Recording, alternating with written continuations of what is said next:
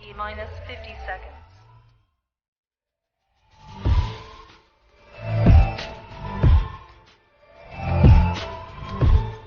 T-minus 40 seconds.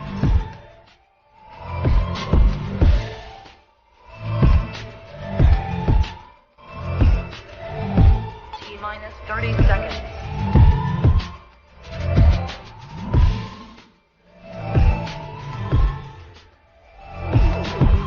T-minus 20 seconds.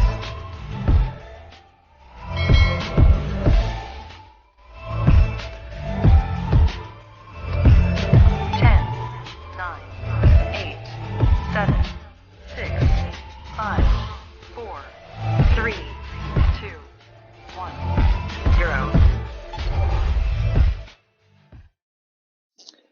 Yo, welcome to Baggy TV, welcome to the channel. What a result, what a performance. I told you guys, Gilmour and Mount in the pivot, can't go wrong with that, you can't go wrong with that. What a result. Alex, welcome to the stream. Everybody in the chat, welcome to the stream. You know what, I'm happy, I'm pleased. Kai Havertz, great performance, great goals. To be fair, I missed the second one. I went to the kitchen to get something. I came back and the that goal had gone in. I haven't even seen the replay. I haven't seen the replay of that, not neither. But the first goal, man. Oh my God, what a goal! Mason Mount, great control, great ball play there by Mason Mount. DJ, we wait for, man. Jump in. Yeah, man. Alex, how you feeling, mate? How you feeling? I'm good. Look, this is the first thing I'm gonna say. And this is why Tammy Abraham is not in the team. This is why Tammy Abraham is not in the team, and Kai Havertz has showed that today. And I see why he doesn't play him, because he came on. I didn't even realize he was on the pitch. I'm not even slandering, but like the reason why I see Havertz getting played more, because he's good with both his feet. All the goals today were just clinical. Like, he was in front of goal. Touch, bang, in the goal, back in the net. And also, his kind of way of being able to play with the ball also is why Tuchel likes him. Because I think Tuchel knows that he's clinical in front of goal, and also he's actually good on the ball with his feet. And Tammy Abraham is not that kind of player. Tammy Abraham can't really dribble. He's just a guy who just like, he's kind of the merchant, kind of in a box merchant who just gets the goals. Havertz adds more to that. And if Havertz can also add goals, then I can see why he's playing him. So, look, Kai Havertz today, the first goal, man, the touch from Mount. The touch from Mount. The touch from Mount. No, it was good. You know what? That's the second time I've seen him do that. He did that, I think, a couple of games back. The ball's coming in from behind him. Yeah, comes over his shoulder, and he just controls it. And it ain't just about controlling it. It's the presence of mind to know where Havertz was and to play, because he played it literally. As soon as he got it down, he played that pass straight through. Yeah. Great ball control, great vision, great pass. Mason Mount had a lot to do with that goal. And going back to what you said about Havertz, the thing is with Havertz, man, he makes it look effortless. He makes it look easy. It's like, scoring a goal, you don't need to be stressed out. You don't need to be all over the gaff. You just need to be, looking where the goalkeeper is, looking where the goal is. Where is the gap? Slot it in, and he did that. Yeah, he does. Sometimes you look at him and you think, sometimes you think, is he putting 100% in a game? But I think he is. Yeah. He's just like, sometimes the way he plays, he makes it seem like he's not really trying. It's a weird thing. I don't know if you see it yourself, but it's like, I don't know, it's like, looks like he's just like, everything is in slow motion with him. But actually, he's so cool and relaxed that actually he's not in slow motion, but he's actually just playing his own game. And he's just a very unique player. And we're very lucky to have him, He's... what, Alex? Sorry to interrupt, but like I said, I missed the second one, but the first one, he actually looked like he miskicked it, and he still had enough power on it to get it into the goal. I mean, he didn't miskick it; it looked like he miskicked it. And the thing is, sometimes you give it a full whack, and it looks like you've miskicked it. I was I don't know if it's a bit of luck as well. I mean, Havertz does seem to have a bit more luck when it comes to, when it comes to him shooting? Is it luck? Is it skill? Is it a bit of both? You remember there was that, I think, there was that goal when he scored, which was offside from the cross from Mount. But the way he just controlled it with his right foot and then just left foot shot and just went straight in. It was just so instant. But yeah, the second goal also, man, like Werner, what pass from him, what pass from him.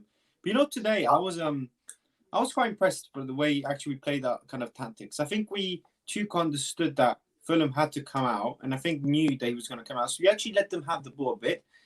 The start, Billy and Mount look a bit shaky. I think Billy today, he had to do what he had to do. I think if he had Jorginho next to him, maybe he would have had a better game. Because look, man, like no matter how people can praise Gilmour, he's still 19, and he seemed a bit sometimes a bit short of options, not knowing what to do. He seemed a bit lost. But look, I don't really care. Let's not focus on that. We won the game. But what we did today, which was good, and I'm pleased, we changed our game. We finally actually look for a long ball. We never do that. We try to always play around and stuff. We just do that. That's what we need to do sometimes. Simple pass. If we know that we've got pace up front, just if they're pressing us, and Fulham literally will just go at us for the first 10 minutes of the game. Just boom. That's all you need sometimes in football. Like Liverpool do that every game. You know what I mean? Liverpool do that every single game, and I don't know why we haven't done that more. Timo Werner's movement and exploitment over the top, we should do that more. So especially when teams press us, if we improve on that part. But yeah, overall the game was good. I guess I still have to mention, I think we were still a bit wasteful sometimes. There's times where, we're in a good phase of attacking position. We can improve. But look, we won the game. Ziyech, for me today, he looked good.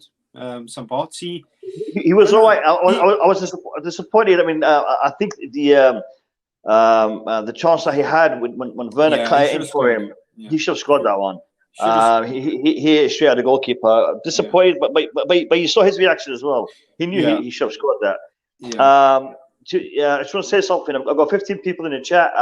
Please like the video if you're new. Subscribe to the channel. I'd really appreciate that.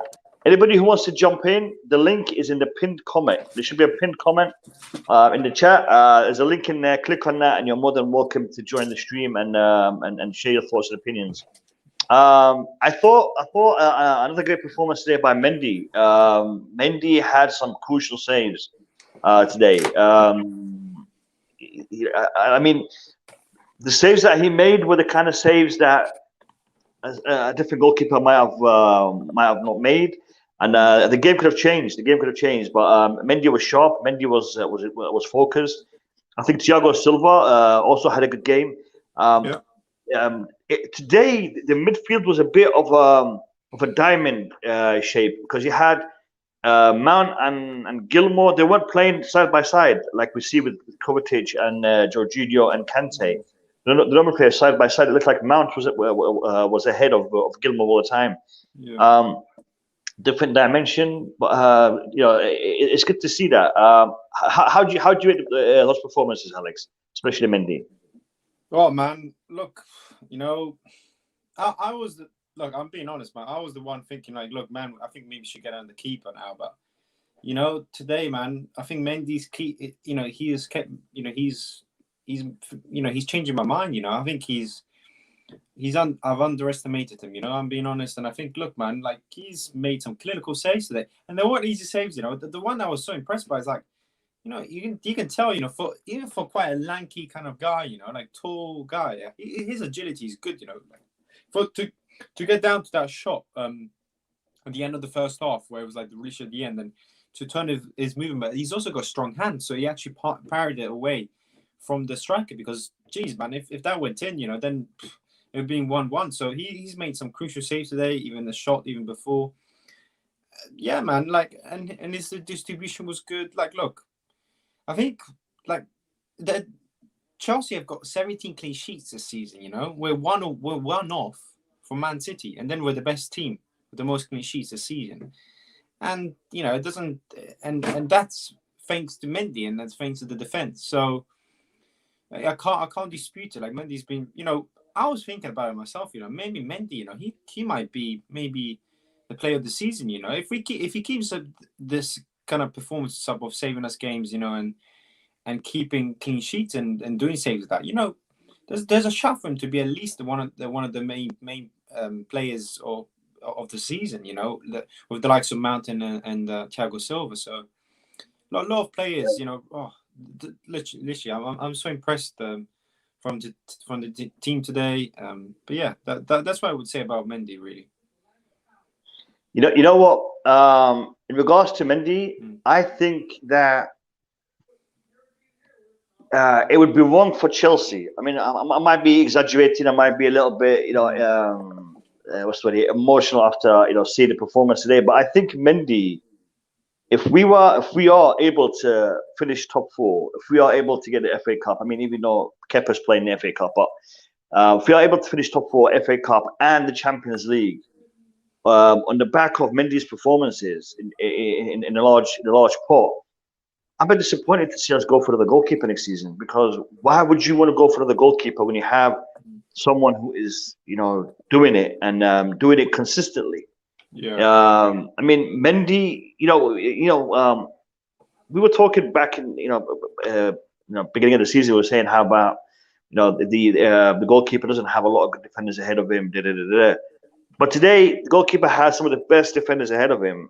Still, shots were being taken at him, and he was pulling up, you know, some really good saves. I want to see us give Mendy more confidence, and I don't want to see us be looking to get another goalkeeper, unless we were looking to move on Kepa and bring in a backup to Mendy, because I'm more than happy with Mendy. I know there was relaxed. Sorry. Yeah. I was just like, every time they shot, I just like, just shoot. You know, I wasn't like you know, like sometimes when back then when Kepa was in goal, I always think, oh fuck, like, you know what I mean, like he saved it. Every time they just shot to Mendy, just like, I didn't really like react. They just shot. Good save, you know. It was the only one who was the last shot before at the end of the first half. Where I was like, oh wow, great shot. But then all the other ones were decent saves. But because I know Mendy, I feel so comfortable with Mendy now that I don't really overlook it as much. So I don't really, just a shot, you know, good save. You know, I wouldn't praise him as much because I know that he's capable of doing that. So he's been good. And I think this summer, like depending on how the summer goes, maybe we'll find a keeper to maybe go in as a second keeper or keep Kepa. You know, it's one of those two. But look, Mendy's been good, man. Like he's also a good age. You know, he's 27, 28. It's a perfect age, and I think, you know, he's got a lot of qualities, and I think he's actually a good leader kind of way. A goalkeeper. He's not quite goalkeeper. And he's got a good kind of relationship with the squad and stuff. You know, and Tuchel always said that. And even Lampard, when they came in, he's got a good kind of bond with the players and stuff. So I know there's nothing to say anymore about Mendy. I think he just had a great performance. You know, the start of the match, I saw Fulham taking some long range shots at our goal. They were trying to hit us from my side of the box, and I was thinking to myself, do they know we've got Mendy in goal? It's not Kepa, you know, we've got Mendy in goal. You need to get a little bit closer and try to do one of them bicycle kicks, because if you don't do a bicycle kick, you're not scoring past Mendy, because the last 3 goals that he's conceded were bicycle kicks, and semi-bicycle kick by Benzema, the one on Porto. Baggy, the only way you can score against Chelsea, they need to be world-class goals. Like, they've got to be world-class goals. Literally, the only way you can score against Chelsea at the moment are world-class goals, are goals that you just have to congrats the attacker, right? Because all the goals we have conceded in the last month or so, a couple of games, forget about the West Brom game. That was just like a novelty. That was just something like a crazy game. Besides that, all the goals that we've conceded, there was a bicycle, the Benzema goal, like they were just great goals. And we're not conceding stupid goals like we used to concede when we had Kepa in goal, right? You know, even the shot today, when it came across from Lookman, it was a good save because he parried it over the players. It wasn't because was it back to the strikers? I was a goalkeeper myself for Brentford when I was younger, right? And the one thing, the best keepers in the world, which Courtois used to do this at Chelsea, is that yes, you'd be good at saving, but you also have to be good at parrying the ball away, and he does that really well. He parries the ball away from the attacker, and he does that really well. So it's good to see. I want to address this comment here by DJ Sav. What would you make of it? What do you make of the Chelsea situation? I don't know, man. I think I was disappointed today that Cho didn't start, but it's that point at the end of the season. Like, if Tuchel doesn't feel to play him, he doesn't play him. I don't see any relationship, because we all know, we saw it even when Tuchel first came in. The relationship between them two, the always smiling together, and he was playing him a lot. But I think today he just picked Reece James just to make sure, just to be sure for the defense. And today I think if Callum had played in the right wing in the right wing back position, maybe he could have been targeted, because I think there was times where Reece James was good in defending some parts. But I wouldn't make too much about it. I think Cho, I think he's still very much in the team. It's just that point at the end of the season, like, where there's just so many other good players around him. He's still 20-year-old. So I wouldn't really make much about it. And much of it, yeah, I agree. Mikhail, welcome to the stream. Congratulations, my friend. How you doing? Congratulations to all Chelsea fans. We are doing much better now that the results in the pocket, and we have gone a long way into making sure our top four run stays on track. Not gonna lie, I was a little peeved at us missing so many chances in the first half, but two wonderful goals by Havertz, man. This guy is class, and it's just he makes it look so easy. I mean, if we were to compare, the rest of our team's woes in front of goal, and then look at Havertz, he just makes it look like it's so easy. Somebody said something funny that maybe the rest of them should go to his house for lessons in the evenings. So it was an interesting game, because there was debate all match long on what the pivot was, and I don't think it's settled still in my mind. I don't know who was playing the 6 and who wasn't, because Gilmore was there, and Gilmore had a decent game, actually, I thought. But was Mount next to him? Was Ziyech next to him? Was Christensen next to him? Was Thiago Silva next to him? It just kept changing throughout the game. It was hard to keep track of what was going on. Yeah, I think the midfield was being rotated, because we know that Christensen can play in the DMO, so sometimes he'd be filling that hole in that Mount was keeping, because Mount was pushing forward. So Christensen most of the game, yep. Yeah, so Christensen was filling in. I saw Reece James coming in a little bit deeper as well, a little bit more towards the center of the park on a couple of occasions. So I think that they had a plan to adjust the style of play today to accommodate the fact that we don't have two proper holding midfielders. But it worked, and I think it worked because the other team had to attack. There wasn't really that midfield battle. It was more, our goal to their goal. It was more, like a basketball kind of game. Like, it kept on switching. It wasn't really a midfield battle, which we normally see between two big clubs, because it's about dominating the game. Today, Chelsea were dominating the game, especially the latter part of the second half. Fulham really had their heads down, and they gave up pretty much. I think this result is really going to set us in good stead. It's going to give the players confidence. It's going to give us. Am I being a little bit? I don't know. Do you think Tuchel is going to have a little bit of a headache when it comes to who's playing up front against Real Madrid based on this performance? Do you think that Havertz should be starting? Do you think that Pulisic, his performances means that Werner will not be starting? Do you think that Werner's situation has become less secure because of Havertz's performance today? Or am I thinking too much here? What would you guys? It's a tricky one. It is a tricky one, because I do still see Werner playing against Real Madrid because of his pace and his movement. And do we have to go and get goals against Real Madrid? No, but we should score. So do we need Kai Havertz in the team? maybe, but for example, I see Mount playing and definitely Pulisic. So I guess it would just be kind of the last player. But look, I mean, today we were shocked. No one expected Billy Gilmour and Mount to play in the double pivot today. Not a lot of people expected that. So, but even then, Tuchel does crazy things, man. Tuchel does crazy things. So that's the thing. It'll be hard. Yeah. It'll be hard to predict who he's gonna go for. But whoever he picked, he's picked wild selections sometimes, and they've always tend to work. Even today, I think sometimes I thought Billy Gilmour looked a bit lost sometimes, but he did okay. He did all right. I want to say one thing, Billy Gilmour, though. Today, people praise a lot.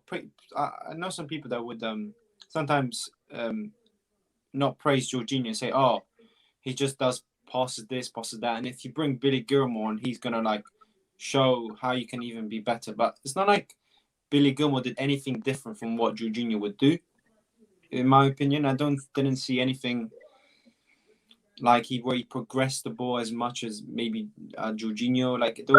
It was just a very Jorginho-like performance where he was just kind of passing the ball and moving and stuff. Anyways, but I just wanted to say something on that. But what did you guys Alex, think? What did you guys think of Alex? Billy? Yeah. That's the thing. I don't think Billy Gilmour showed any weaknesses, any major weaknesses in his performance today. He came in, he did the job they'd expect Jorginho to do, Kovačić to do, Kante to do. Yeah. He didn't look like he was out of place or that he. But I mean, I just mean more like people say, oh, if you bring Billy Gilmour on the team, he's the player who can maybe look for those through balls or even travel more of the ball. He'll be a better Jorginho for me, but. Yeah, I'm not being negative here. I was just making a comparison. Saying I know you were. Rumors of him saying that if you play him, he's gonna be a higher level better than Jorginho. But to be honest, he did this job like any other player that would do there. So he was good. He just did what he had to do. And look, he's still a young player, man. And I think this is his second game against Fulham side in the Premier League to play that kind of position and Tuchel. So I think he doesn't have a bad game. Yeah, no. I think he had a decent game. And I think he has given Tuchel confidence that if you need to bring in Gilmour, he can come in and do a job. So there was no harm in him starting today, and the fact that he gave him the full 90 minutes. Also, Tuchel wanted to show him, I have confidence in you. That you've done a good job. Well done, lad. Bobby, welcome to the stream. Your thoughts on the match, mate? Hi, lads. Hi, Baggy. Alex, Mikhail. I mean, clearly a very, very, very important win today. I think I looked at a few things on Twitter, some of which upset me. Some nonsense about, someone posted, I hope Werner gets a career-threatening injury and all this sort of nonsense. Look, what do we want as Chelsea fans? For years, we were going on about, we should get a young team, give youngsters a chance. I looked at this team today. They are formidable. And with this coach, they are really, really a team to be taken seriously. I personally believe Real Madrid are worried. This isn't like when we first got into the Champions League, the days of Zola, and we played Barcelona at home. I was actually at that match, and we beat them 3-0. And then went to the Nou Camp and they tanked us.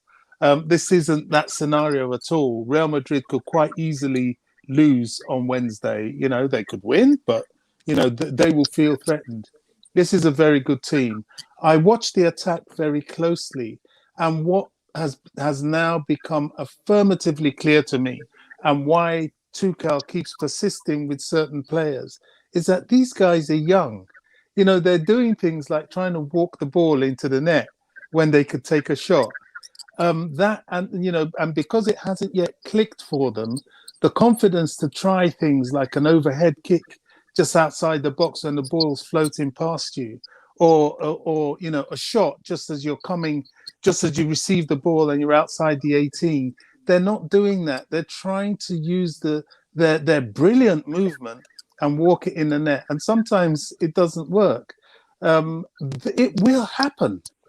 It will happen. And my God, when it does, I really feel sorry for the team on the other end of it. It's going to happen, lads. We do need another striker, perhaps a slightly more what's the word? Yeah, prolific. a more prolific striker to make us even more deadly, more world class. There's so much hope for this team. Billy Gilmour, good game today. Well done, son. Take a bow. You did yourself proud. Yep, that's how I feel about Billy Gilmour's performance today. He came in, and it's almost like we didn't feel the difference, almost, right? So he did the job. That's what we expected him to do. Over the arc of his career, will he be a different player to Jorginho's profile? 100%, Alex, I agree with you. But he will have a different dimension. But he has to at least do the bare minimum that we expect from a Jorginho in that role.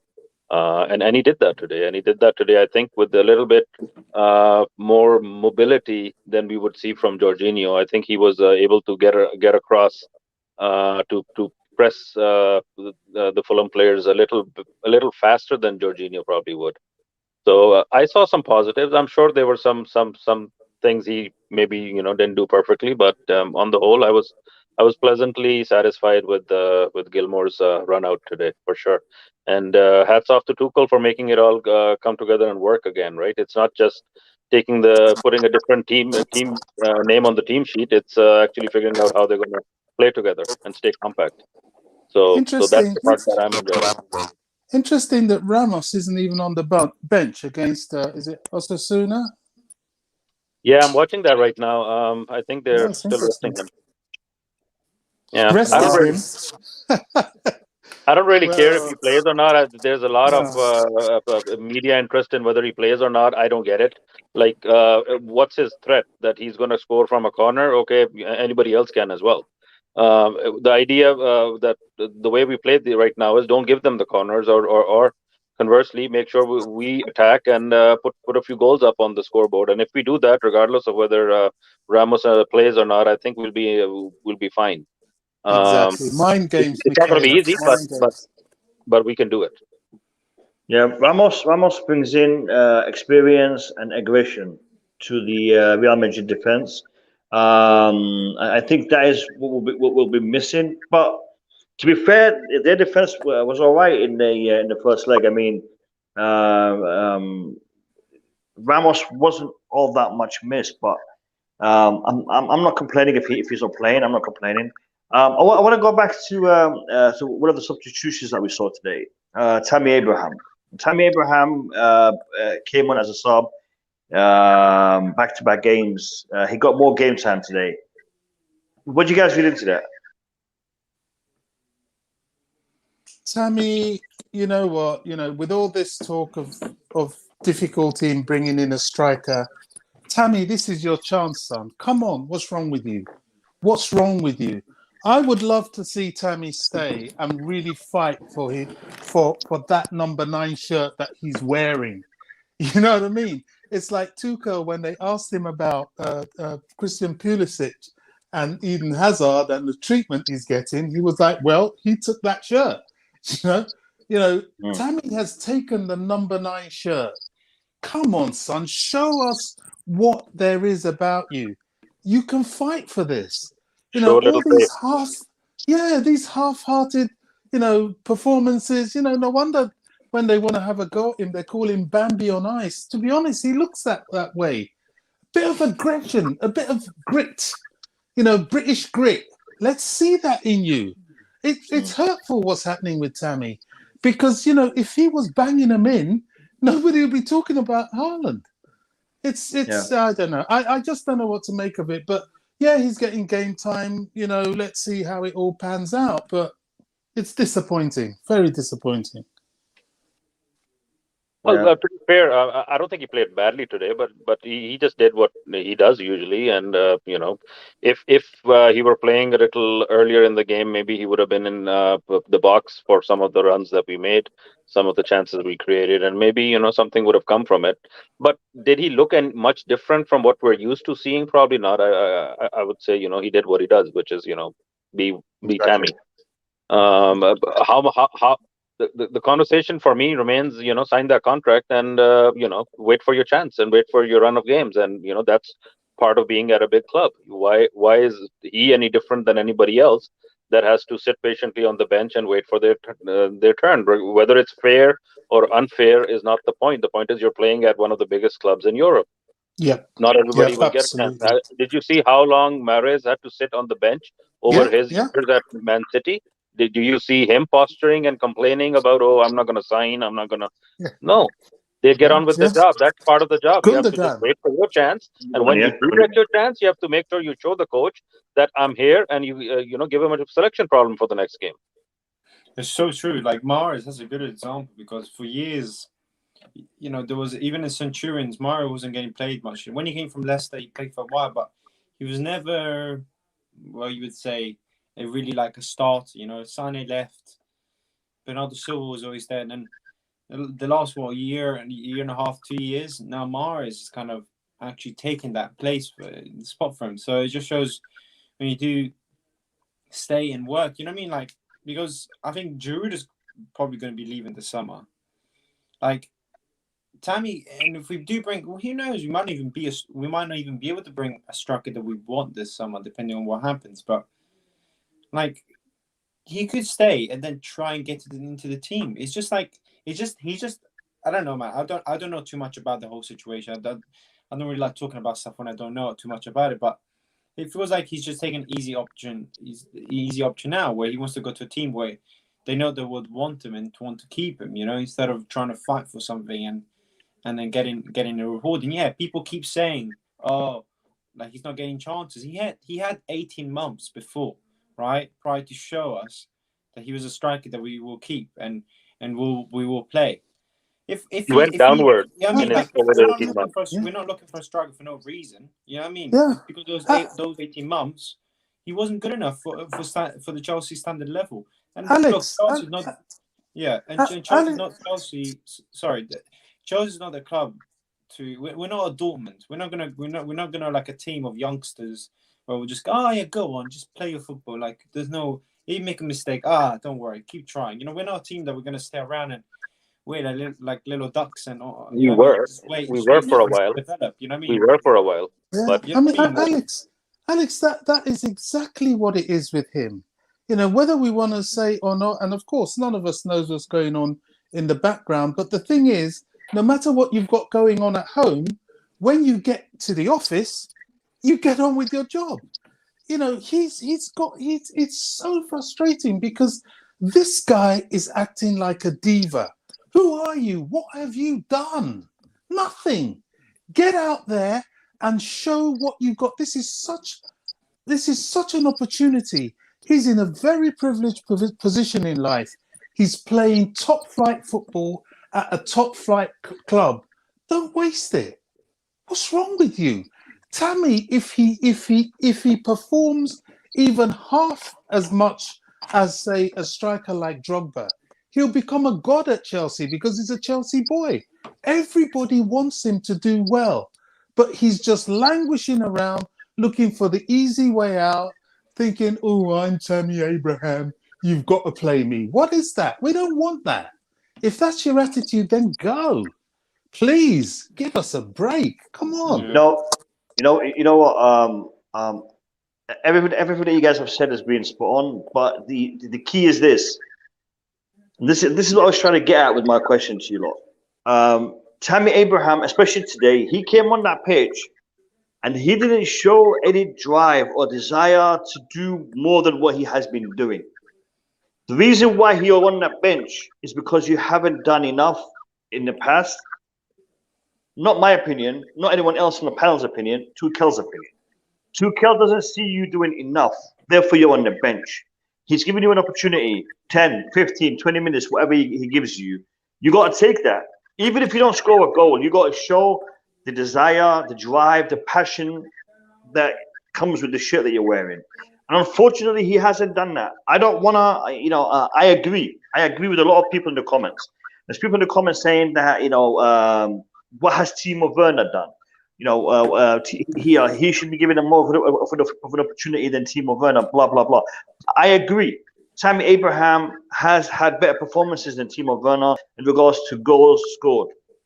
But Timo Werner is a different style of player. Timo Werner provides more in different areas of the field than Tammy. Tammy is there to score goals. Tammy needs to show more, and that's the big thing that he needs to do. For me, sign that contract, like Mikhail said. Sign that contract, and also show that you are passionate enough and you have the desire to do more. Mason Mount, when Tuchel came in, when Tuchel took over at Chelsea, Mason Mount should have started sulking. Mason Mount should have put his head down and went into a dark corner and just sat there for the rest of the season. He didn't do that though. Mason Mount said, "Look, there's a challenge. I got to face it head on. I got to prove to this man that Lampard wasn't picking me because for personal reasons, for favoritism, blah blah blah. Lampard was picking me because I'm a good player, and that's what he showed. And now no one can say drop Mount. Mount has to be the number one name on that team sheet because of what he's been doing. I had doubts about Mount in the beginning of the season, especially when he was being played out on the left-hand side in the wing. But Mount today has shown something that his friend, his brethren, doesn't seem to understand. Tammy Abraham needs to show something more. It's just the way I see it. You know, Timo Werner's got 24 contributions this season, to goal contributions, He's got 24 goal contributions this season. And that's why he's been picked. That's why he's starting games. Because he provides more than just scoring goals. Yeah. Tammy Abraham, can I judge him today? Yes, some parts. You come in, 10, 15 minutes.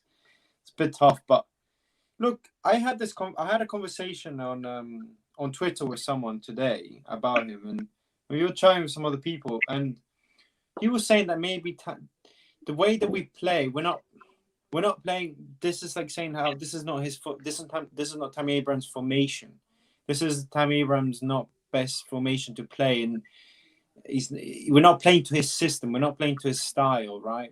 Because I think Tammy Abraham is not a player who can control the ball and pass. He's not a talented footballer in ways. He's a merchant who's in the box. He's kind of one of those kind of strikers, right? And apparently we're not really playing to his game.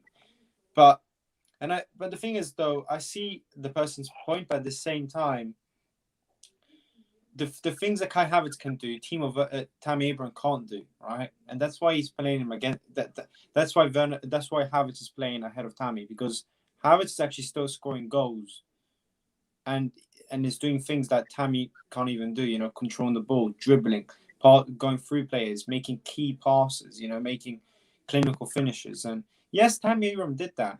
It's just, I don't know. It's just sometimes with Tammy Abraham, it's just like, I just don't think. What am I trying to say? I think Alex, sorry, 1 second. There's a comment I want to highlight. Yeah. Is this comment here? This comment here. Okay, this could be the case.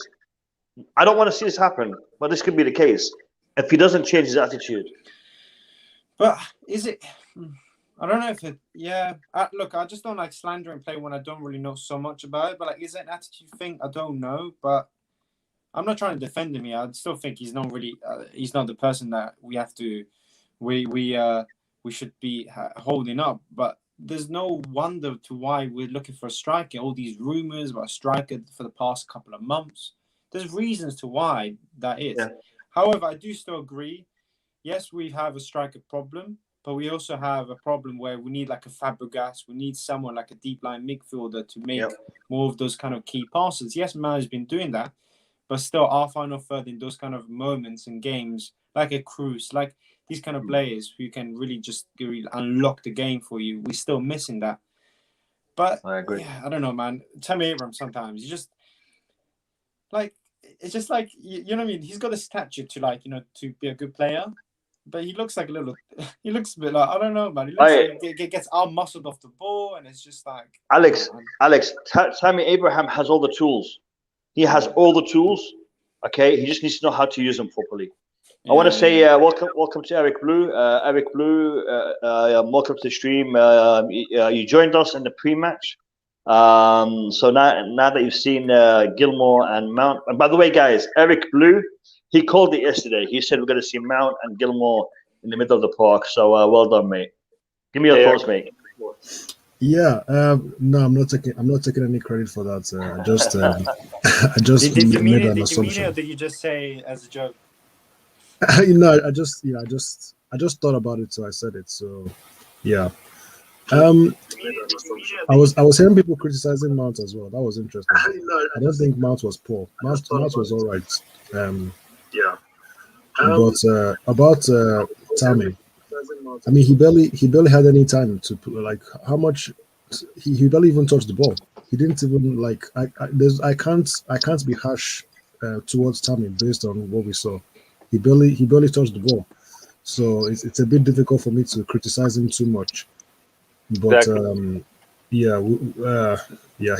He's leaving either way. So I think my criticism is only for the contract situation. I even said it. He didn't do anything wrong today. He just did what he does usually. But he needs a run of games. And how do you get a run of games if you're not even willing to commit your future to the club, right? So it's kind of he's not helping that situation. Yeah, that's but true. the, He needs to run a games. the counter argument. If you're not even willing to. One second. Bogeyman. You have a feedback on your stream. I think you have Bogeyman. I think you have YouTube on as well as StreamYard. You're gonna have to cancel YouTube so that you're watching us through StreamYard. Otherwise, we're gonna get a loop. Yeah, carry on, Mikhail. Sorry. Eric Blue, you know what I would say to that? Like the thing with Tammy Abraham, right? He could sign a contract, and then next season he could try and get into the team because we might change formation. Things might change. It's just like things could change. What's happened? Are you watching the Everton Villa game? No, I'm watching the Real Madrid game. Somebody just back flicked a through pass, and Asensio was on through to goal. Is what's his name? Is Mendy playing? Mendy, the left back. I don't know. I didn't see the lineup, so I'll have to follow the game for a bit to find out. Yeah, but yeah, no, I don't know, man. What I would say to Tammy Abraham is just keep going. And anyways, man, it's just wrong. Like in a way that it's just like I think people are not annoyed of his performances. I think people are more annoyed that he's not showing commitment to sign a contract and think, okay, so can I back to my place, Yeah. Can I give a counter argument? So if clearly the manager doesn't rate Tammy, sometimes that's just the reality. The manager doesn't want a certain player, and obviously the club don't have an issue with it. So if you were in Tammy's position, would you try and stay and fight for a place when you know the manager doesn't want you, doesn't rate you, or will you try to make a move and get some more game time? Eric, you're making it like personal. Tuchel, I don't believe has any issue with Tammy. He just wants the best players. He sees them in training, and he wants Tammy to prove himself. Tuchel is not doing to Tammy anything he didn't do to Mount. He didn't do to Ziyech. He's not doing to Cho. This is what he does. This is what a manager needs to do. What, he's got to just play Tammy because he's Tammy? Come on, Tammy has to show something. Okay, he was on for 15 minutes and he didn't get to touch the ball. Okay, we'll give him that. But when he did get near the ball, he was muscled off. How many times? Twice? Come on, man. You need to show us more. His attitude is lax. That's why he's on the bench. So let's not make excuses for Tammy and, all this not signing a contract and all this nonsense. I'm getting angry with Tammy because I think he can do more and I think he should do more. And if he's not doing more, then his attitude is wrong. And if his attitude is wrong, he doesn't deserve to play first-team football in a top-flight club like Chelsea. And Bobby, this is Chelsea, and I think people will say we're harsh. He's a 23, 24-year-old player, right? People think, oh, we're harsh. Drogba, he came to Chelsea when he was 25. But yes, but this is Chelsea, and we have high standards, and do we want to see our youth players develop? Yes, but we need to go and win trophies, and at the moment he's not cutting it, or he hasn't been cutting it to a level that we as a Chelsea fan base and a Chelsea Football Club want in the last 20 months or so. I agree. And I completely agree. what I mean? If we didn't have that transfer ban, Tammy Abraham might not even be in in even an art conversation in the first place. You know, we would have gone and get another striker. You know, so it's just. I'm not trying to make it personal. I'm just. No, for sure. Yeah, I'm just responding to Bobby. Bobby said I'm making it personal. I'm just saying, not like, as a player, you, personal from Tuchel, not from you. Yeah, of course, yeah. I don't think Tuchel has an issue with Tammy as a person, but he just doesn't fit what he wants to do on the pitch. That's the way I see it. So that's it. That's what I'm saying. Tammy doesn't fit. Let's bring in Bogeyman. This is his first time on the stream. Welcome to the stream. Give us your thoughts, mate. Yo, thanks, man. When it comes to Tammy, I just think Tammy does not fit Tuchel's system. Tuchel like Tippy Tapper from the bottom, or the striker. Everybody's just moving. Tammy like holding the play. The ball comes, he hold the play, he pass it back, and he make those runs. Tammy doesn't fit Tuchel. That's all it is. It's nothing else. Like, it's just Tammy like crosses. Have you seen Tuchel does not have wingers, like real wingers. We have like how do you call Hudson-Odoi? We have Reece James. Those people used to cross under Frank Lampard. Now they don't cross too much. It's because there's a new coach, and all we do is pass the ball around. Kovačić make those vertical passes, and Kovačić and Jorginho make those vertical passes for strikers that keep moving in front. They just move. Tammy does not fit. It's nothing against Tammy. If Tammy wants to play for Chelsea, he has to be a backup striker or start running. Tammy has to be able to play as a winger. Tammy needs to be able to play as the midfield. He has to be the whole package. Tammy, I don't think Tammy is willing to do all those. That's all it is. Yeah, or to adapt. You know, he needs to maybe adapt. You know, and he has. But I agree. You know, I think maybe this formation and the style of play doesn't suit Tammy. Tammy's not the type of player like a Havertz where he can control the ball, he can dribble, and he's got a silky touch and he's got silky movement. He's just a kind of a, I don't like saying the word, like a tapping merchant. You know, he's just a guy who's just gonna get. I will even say it. Tuchel will rather play Mount as a striker than put Tammy there for the reason because he likes people that keep moving, passing the ball, keep moving. Yeah. He doesn't care if Timo doesn't score. He just doesn't care. All he cares about is Timo making those last passes, Timo defending, all those things. Tuchel is different. Yeah.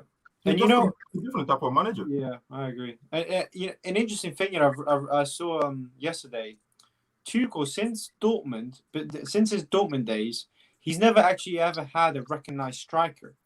He's always so when he was at Dortmund, he wasn't. Yes, he had Batshuayi, funny enough, for like a year.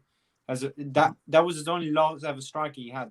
Then before Dortmund, he was kind of playing more of a false nine. And then when he went to PSG, he was always just playing. He was always playing like a false nine between Neymar, Mbappe, and Di Maria. He never used Icardi as a main kind of one of those kind of proper kind of a forward striker position. He always had players, the front three players, more the free roaming players, where like each player could be the striker and then could be a winger. You know, those kind of change in movement, and we are seeing that at the moment with Chelsea. I think he just doesn't think Tammy Abraham and Giroud are the type of players that maybe suits his system. And then I see that point on that. Maybe they're not as mobile. You know, he likes players that are mobile. He's not a manager who likes a Giroud type of striker. Conte likes that. You know, there's managers who like that kind of physical, strong striker. Tuchel doesn't.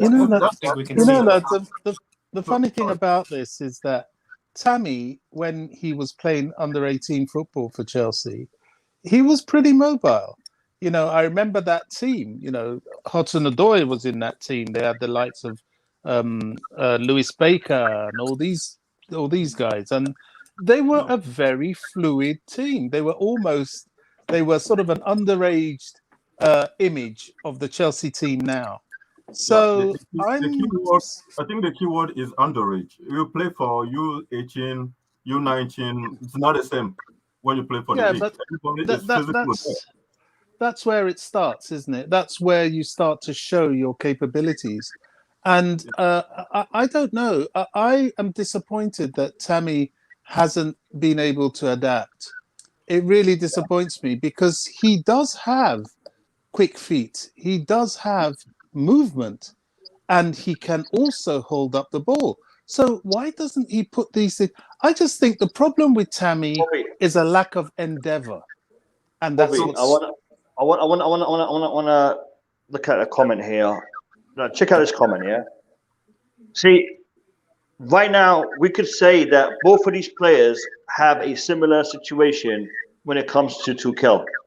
Okay, Callum had a good run of matches when Tuchel first came in, and now Callum is a bit part player at best when it comes to Tuchel's system. The difference is when Callum is given a chance on that pitch, when he gets on there, he doesn't have his head down. He's not sulking. He's not, he doesn't show a lack of motivation. On the contrary, he's showing that this is opportunity. He's going to grab it. He's going to take it. That being said, I do believe that what you guys were saying in regards to the system that Tuchel employs doesn't quite suit Tammy. But right now, the system that Tuchel employs doesn't quite suit a lot of our players, including Callum. I can't see us continuing with this system next season. I think next season, Tuchel will need to get some more players in. We definitely have to sell a lot of our current stock of players in order for us to move forward, because we're going to have problems. We're going to have problems if we continue playing this system. We're going to see a lot of players losing faith with the system, and that is going to have repercussions in the long term. So it's just a way of thinking about it. And CM Gamer, thanks for your comment, mate. I'm reading a lot of comments there. Like Go ahead. Apart from Tammy, what in regards to the system? Who's struggling with the system? The current system doesn't suit a lot of our players. I'll give you an example. Hakim Ziyech is the system. Hakim Ziyech is a winger. He's currently. Sorry, Bob. Can you go back for a second, Bobby? Yeah. Hakim Ziyech, he's a winger. He's now having to adapt to play more central. Hakim Ziyech can come in central from the wing. He does that quite well. But now with this system, he has to play more central, and we can say the same for Pulisic. Pulisic is normally a left winger. Now he's more of a left attacking midfielder, a 10, a inverted forward. This system is not suited for these type of players per se. They can do the job, and Pulisic did the job the other night, and Hakim Ziyech is doing the job as well. But it's not their system. What Tuchel needs to do is bring in either sell some of these players and get more players that suits his system, or change his system. I'll give you an example of a player that will suit Tuchel's system. Achraf Hakimi on the right wing, perfect for Tuchel's system. While as Reece James, he's adapting to that system. Reece James is a right back, but he's adapting to that system. And that's what I'm trying to say. I'm trying to say we need to either Tuchel needs to change his system slightly, or he needs to get players that can play his current system. Yeah, but if I may, players can even adapt. I don't think Tuchel should change anything. Are quite young, so they can change. Yeah, I agree. Change can be made. Change can be made. How can we, with the progress and success that Tuchel has done now, start talking about him changing his system? Thank you. It's just not. Wow. Exactly. No. It doesn't make sense. Yeah. The players hold on a second. Guys, give me a second. The point I'm trying to make is this: the level we're at now, that's not the level that we're aspiring to. We're aspiring to be Premier League champions. We're aspiring to give Man City a run for their money. For us to do that, we have to step up our game, because where we are today, we're in a good position. We could have one of the best seasons in our history this season, but we want to compete with one of the best teams in Europe right now, which is Man City. To compete with Man City, we're going to have to make adjustments, because this team, the way it is today, might not be capable enough to beat them. We might give them a good run for their money, but for us to beat them, we're going to have to make some adjustments, and that's the point I'm trying to make here. But when you mean adjustments, do you mean a change of formation or a change in personnel? Either. Either we have to do something because this system that we have now, these players that we have now, they were brought in to represent the 4-3-3 system that Lampard was playing. Okay, Tuchel's system. I mean, Lampard wasn't really thinking about playing a false nine in his system because it wouldn't really work. But in this system, it does work. What I would say, look, I think at the moment, Tuchel came in that first game against Forest and tried a FIFA 3, and since then, it's kind of just. I think at the moment, this is the point of the season where if it's working, don't don't fix it. If it's working, if it's not broken. If it's not broken, don't fix it. Yeah. Don't. So at the moment, it's working for us, and we're getting good results from it. So who's to say in the summer we might change things? I think we will see some kind of things might change. Certainly, the players Baggy's mentioned, I don't agree with at all. Every manager who's successful gets certain players to adapt to his success. Mourinho did it all the time, and Pep does it. I don't see how the issue here is that Thomas Tuchel is not a stereotypical manager in terms of his tactics. He's somebody that can play this way today, and if he needs to, suddenly tomorrow he'll play this way. And I can assure you, over the pre-season, which he will get, he will adapt to 2, maybe 3 different systems. So the issue of those particular Chelsea personnel, as far as I'm concerned, doesn't arise. Do we need to add more to the team? Of course. We need a midfielder. We agree that, Bobby. Bobby, that's what I'm trying to say. Me and you both agree that we need to do some sort of change. I'm not saying we have to change players. I'm not saying we have to change system. I'm saying we have to make adjustments in order to move forward. I mean, if Tuchel is able to employ 2 or 3 different formations in a season, if he is able to have players that could play 2 or 3 different systems per season, then we agree, because that's the point I'm trying to make. I'm not saying that we need to sell Hakim Ziyech, that we need to sell Timo Werner, that we need to do all of this. No. I'm saying either we are able to get these players to play in a system that they can perform in, or we need to adapt our system. So it's a little bit of a Baggy. To be fair, Tuchel has deployed this 3 at the back system with more variations than I, as a fan, could even have thought of. So I have full confidence that when that time comes, that we need to change to a back 4 just to appease everybody's pre-match lineups.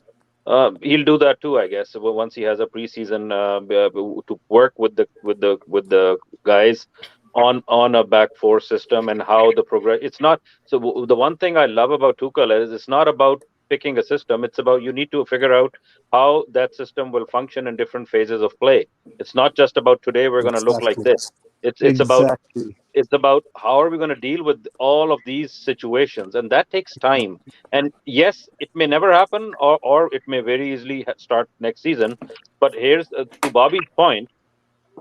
I have no issues with us playing like this and winning a quadruple next season. We just need somebody. We just need somebody that can put, a goal a game or 2 goals a game in for us consistently, and we're there. We're there. We did it with Mourinho, where I think we conceded 15 goals. So in theory, we needed 16 goals to win the season. So it's not just one. It's not just the other. Yes, everybody wants every team to be prime Barcelona, but not necessarily the only way to cook the goose.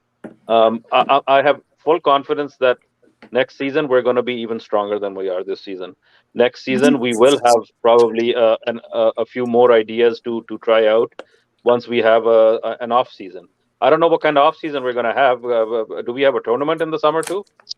Yeah, I don't know. So I don't know if they've got that far because of COVID. A lot of things may have been forced to change. People talking about Tammy and mobility, and yet they want Chelsea to go for Lukaku, who I'm watching right now is one of the most static strikers you can get. He's got even more static now. I don't see it. I don't want him. I want someone more fluid. And if we can't get Haaland, as we discussed in one of Baggy's streams, I would love to see an unknown come and take the number 9 shirt. I think Tyrone pointed out somebody that plays for Genk. He's kind of in the middle. He's not a Lukaku. He's not a Tammy. Physique-wise, he's kind of in the middle, and he's a little more agile. And it seems like a good prospect, but I don't know, Paul Onochu or something. I was looking at his videos, and he's actually kind of sort of the player that we want Tammy to be. And Tammy's just falling shy every time, every performance of having that just a little bit of air of command on the ball. When he's on the ball, he gets hustled off. He gets handled throughout. Doesn't matter who he's playing against. Everybody seems to know how to deal with him, and we just need somebody with a little more physicality, not necessarily Lukaku, because Lukaku, you get some physicality, but I don't. Lukaku's very lethargic from what I remember of Lukaku, and I understand he looks fast when he's playing in Italy, but I can guarantee you it's going to be a different story when he's in the Premier League. Yeah, Bobby, like that is actually true. Lukaku is not a fit for Chelsea. I heard a lot of people talk about it.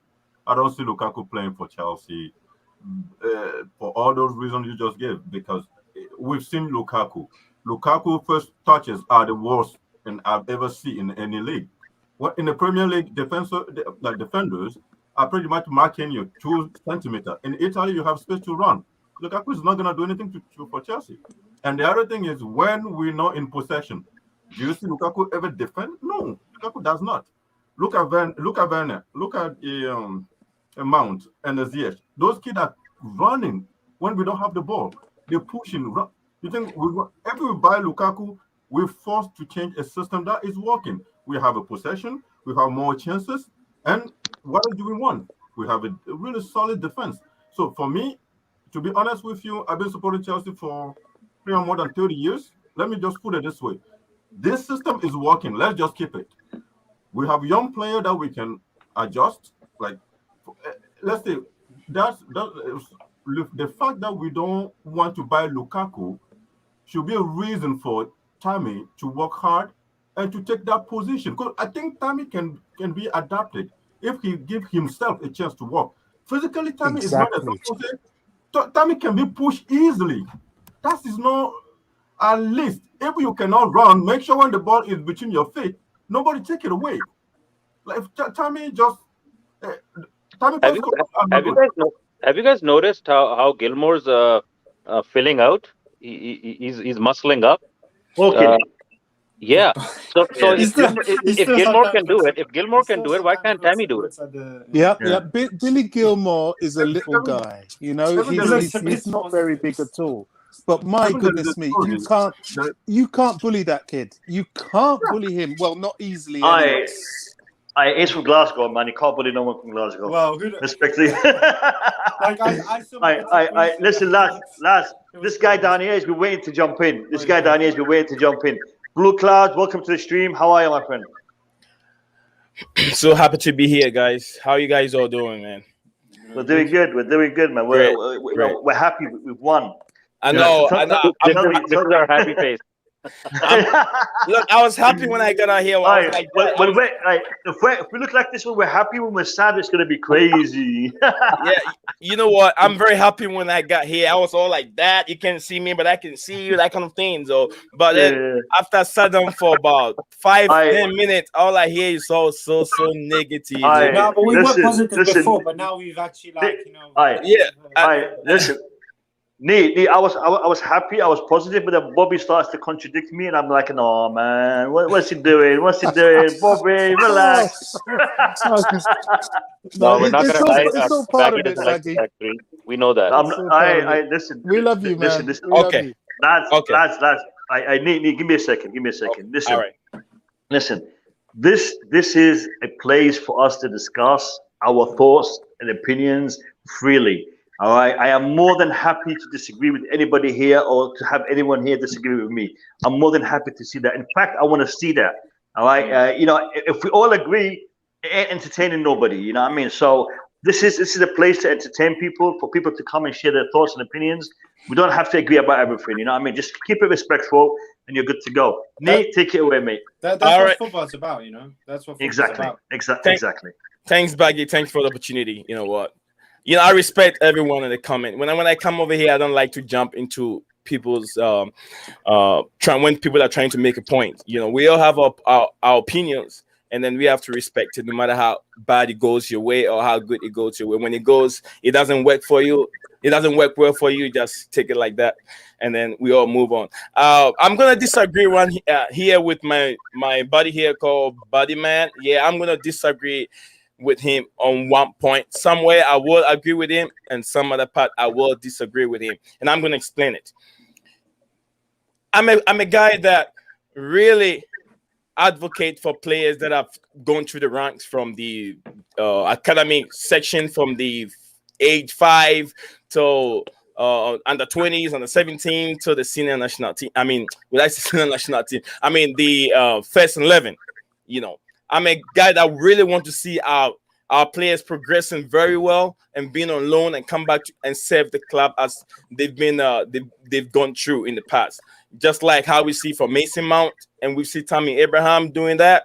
Reece James also doing that. We see Olaena, who came in last season with Antonio Conte. He also did the same thing. We have a couple players that have been through it, but some didn't. It didn't work well for them. But then outside Chelsea, lots of rival fans and lots of people see Chelsea Chelsea as a team that don't really give an opportunity to our young players to be able to succeed. It is that we've seen it in the past, but with inclusion of Frank Lampard, when he came in, he gave these young guys much of opportunity for them to be able to succeed, and we've seen that opportunity that Lampard gave to Reece James, and then stick to Mason Mount with all these backlash, and Lampard is his son, and Lampard is his nephew, and all that kind of stuff.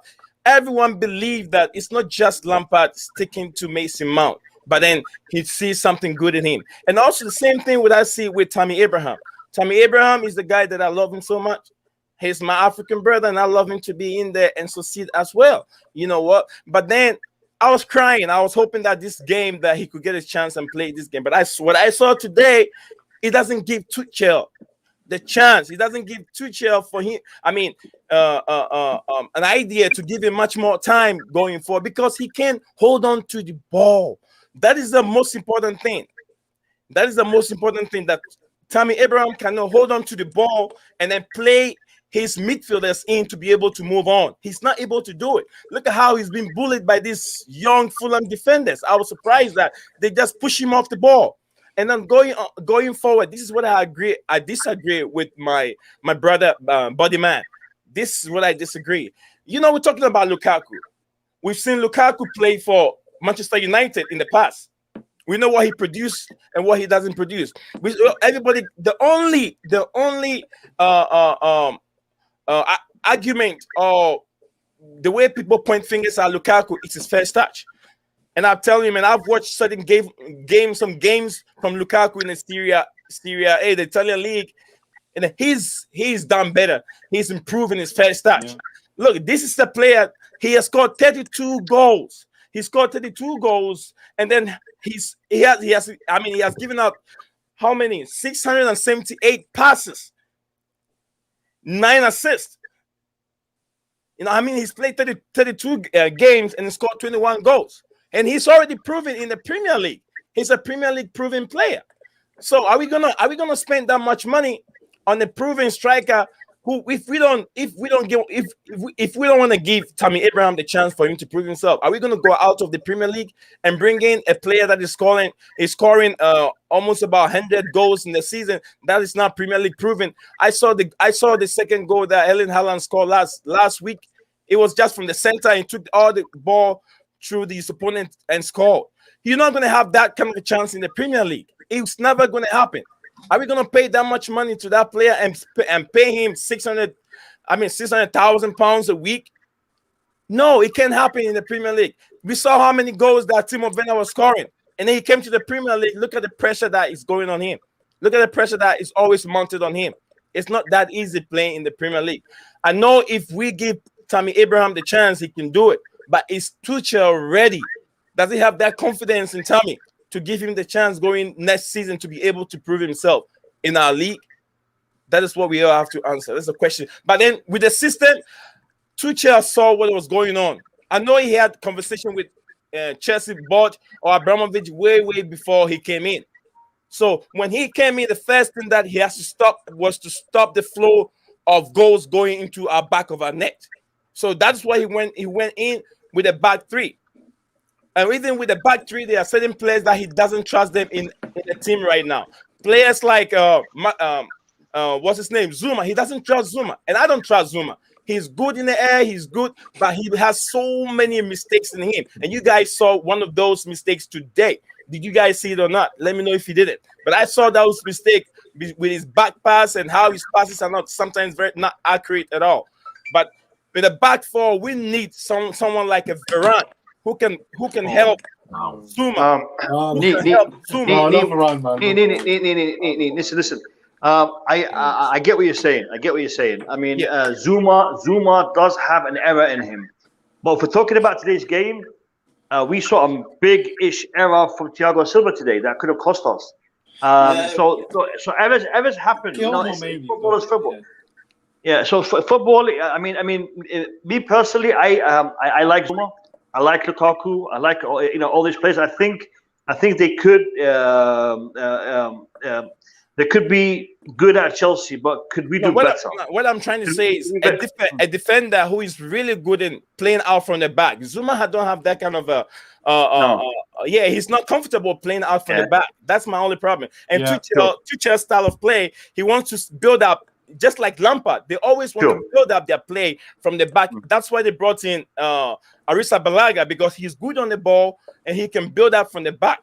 But his only problem is he can't command his defense. That is Arrizabalaга's problem. That's why they brought in Mendy. You see how Mendy comes out and always grab the 50-50 balls from the air? Kepa cannot do that. That is his downfall. So I know going forward, if we have a good defender that will pair with the back four, that will pair either Thiago Silva or Rudiger at the back, we should be good. Zion should be good. Yeah. Zion, the main thing with Chelsea at the moment is that we need experience in the squad. We need some more older players. That's why I would want to have to go, and because we need some more experienced players in this team. This team is still a very young team. It's not. You can't go and win. Yes, people will say, "Oh, yeah, but these players are experienced. They're playing the Champions League for 1 or 2 years. Pulisic has been and done it around." Right. But it's not that. It's just having players who are at the top of their game right now, right? These players are still developing. There's a lot of players that are all developing. So if you did bring a Lukaku in, look, am I the biggest fan of Lukaku? No. But there isn't many other options. There isn't. So that's right. But look, who knows, Tuchel might just say, look, we don't need that, no striker. I think we need more of creative midfielders. That's right. We'll get more of the goals, I think, look, I just think if we start, look, for example, look, I can make a good example. I'm not the biggest fan of Werner, but if Werner converted all those easy chances that he had, he would have at least scored 20 goals this season. So the football that we're playing at the moment, the way that we're playing, is good, right? It just don't have someone converting the chances. So it's not like Werner's not a good part. He's not playing well for Chelsea. The only thing that he's missing is conversion, right? Yeah, that's the only thing. Yeah. So we don't really have a striker problem. We have more of a striker problem of just having to score and convert the goals, right? So if somehow Chelsea can fix that problem in the summer, or even look, I wouldn't even mind if Tuchel, goes and stages this with Havertz. You just imagine.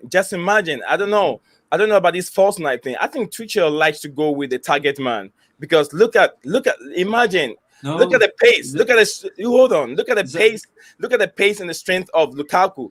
Imagine ball coming onto him, holding onto the ball, and play the defensive. Zion. He's never actually played much in his coaching career with a main leading striker. He didn't do it at PSG. He had Mbappe, Di Maria, and Neymar as the front. It wasn't, and even at Dortmund. Even Cavani. I agree with both of you. You know, I think I agree with Boogeyman saying Tuchel likes mobile players. That's why he hasn't played Tammy Abraham and Giroud, because he likes a player that's pass and move, and there's more of a constant movement and everything.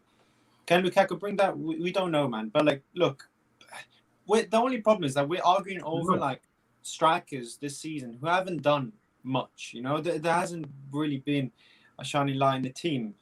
But it's like, I think for the one with Tuchel doing at the moment, he's just getting the best out of these players. And these are not even his players, you know. These are not even his players, and he's playing like this, right? So imagine when he goes in the summer, actually implements a system that he wants to play, because we don't even know this is his system, and maybe even bring other players of his players that he wants. We haven't heard Tuchel come out and say he wants to be fair, Alex. To be fair, I don't think he played the system when he was at PSG.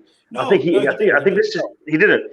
This system, he's using it as a stopgap because he's coming in. He needs to keep his solid at the back, and then that's what he's done.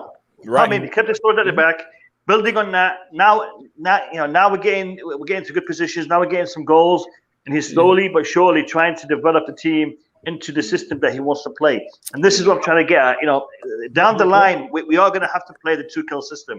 I want to say big up to DJ Sab, who's in the stream. And I want to say big up to Aaron for being in the stream. This is the first time I've seen Aaron.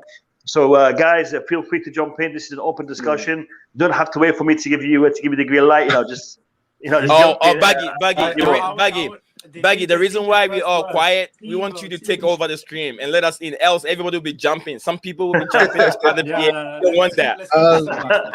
Let's keep it nice. Let's keep it nice. Just like you don't want your stream to be other people's stream. You know what I'm saying? Where everybody just jump in and then cut people off. You don't want that. No. You see, the thing is this, lads. On my stream, I like to hear your opinions, and I'd like to give you a chance to finish your opinions. So when you're talking. No, when one of the lads is talking, just let them finish their point. As soon as they finish their point, jump in as soon as they finish their point, and take it from there. Let's do it like we're in the middle school. Raise up a hand. Hey, I got a point. And then we're gonna go. Hey. Then we can keep it nice and professional. You know what I'm saying? The guy in the bottom right hand corner has been waiting. So Boogeyman, jump in, mate. Yeah. Boogeyman, go ahead. Hey, don't fight me, Boogeyman. Don't fight me, please. No. I don't want to be kicked out of the stream. No, we don't do that here. Football's all about opinions, man. Coming back to Lukaku, for example, and Lukaku is not going to come cheap. And whether we can get Haaland or not, I don't think we should even look at Lukaku, because he used to be Chelsea player. What kind of message you sending to those young Tammy Abraham leaving, or for example that kid that went to Liverpool and I don't know where he is. I think he's in League. You're talking about the Chelsea young player. What's his name? Solanke. Dominic Solanke. I don't want to give those kids a reason to say, "Oh, see, that's why I left Chelsea." Lukaku has left Chelsea. We don't want him back, and even if we want Lukaku back, he's not coming cheap. Why would we invest that much money? It's a risk. It is true. It's a risk. It's too much. 100. We've been him like 100 million for 105. 105. It's not like. So why would we invest that much money on a striker that is 28 or 29 already? Yeah. I've seen with a Belgium team last time. That guy was a monster. His was really good in that game. I was looking at him like it's some Lukaku. But big man, we need Chelsea scouts to actually go and scout player. That's what we need. We need actually Chelsea scouts to actually go and do that job what they're meant to do, instead of us thinking, okay, perfect, he's there, let's go and get him. Like Alex said, I don't think if we don't get Haaland, zero. We keep the team we have. We and invest somewhere else. Lukaku is not just good. We've seen it in the EPL. He's agree. not. It's just a joke to buy Lukaku right now. I totally agree. And the weird thing firmly... is, you bring Lukaku in right now. What do we do with Havertz? Havertz cost us 70 million. The reason why Lampard was let go, not only there's no result, but nobody see how Lampard will solve Havertz problem. So now we're kind of using Havertz as a false nine. You want us Lukaku. So you want to spend like 105 or something million on Lukaku and put Havertz first. Thomas Tuchel will be sacked. No, it's true. It's a risk. I'm pretty certain that Tuchel will be sacked. It's just another headache for him. I'm pretty certain that Chelsea have already earmarked a striker. Lukaku's not coming here. He's not good enough. I don't care what anyone says. Banging in goals in Italy after a spell in the Premier League doesn't guarantee that you can come back and start ripping up trees again. I just see too many flaws in his game. I think the perfect example for us as Chelsea fans is the Mendy situation. We were looking at what's this Atletico Madrid goalkeeper? We were Oblak. Looking at his name, Neuer. We're looking at all sorts of goalkeepers, and then suddenly Petr Cech, who had been scouting Mendy for a while, earmarked Mendy, and the rest is history. And I don't think people are talking about Donnarumma and all that. I really don't think we need another goalkeeper apart from perhaps another backup. The same will be with the striking situation. I think they've earmarked who they want.